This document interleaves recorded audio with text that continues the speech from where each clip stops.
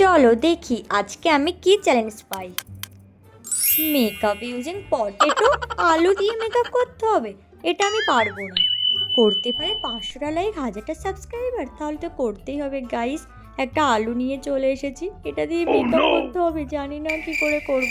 Foundation লাগিয়ে নিলাম সারা মুখে। ফাউন্ডেশন মাখতে খুব ঠান্ডা লাগছিল গাইস শীতকালে। জানি না সারা মুখে মাখার পরে কি করে ব্লেন্ডিং করব। আদৌ কি ব্লেন্ডিং হবে?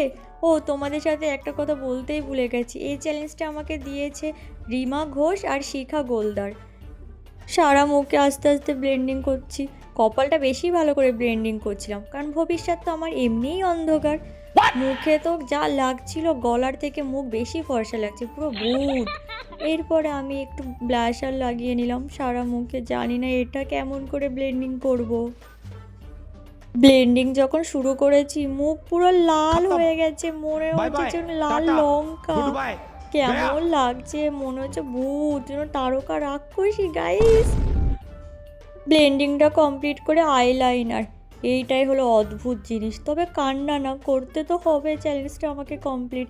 যখন আইলাইনার পরতে শুরু করলাম গাইস, তোমরা দেখো, দেখে বোঝা যাচ্ছে যে আমাকে পুরো তারকা রাক্ষসী লাগছে, পিওর তারকা রাক্ষসী। রাক্ষসীদের মতো একটু করলাম অ্যাক্টিং। এরপর লিপস্টিক, প্লিজ লিপস্টিকটা যেন ভালো করে পরতে পারি। জানি না কেমন পরবো, তাও আমি চেষ্টা চালিয়ে যাচ্ছি পুরো দমে। লিপস্টিকটা মোটামুটি আমি ভালো করে পরে ফেলতে পেরেছিলাম, আগের মেকআপগুলোর থেকে ভালো হয়েছিল। তো আমি তো ফুল ফেস মেকআপ করে ফেলেছি আলু দিয়ে। তোমাদের কেমন লাগলো কমেন্টে জানিও গাইস। আমি ডেঞ্জার হয়ে আছি, এই মেকআপ নিয়ে তো ডেঞ্জার হবেই।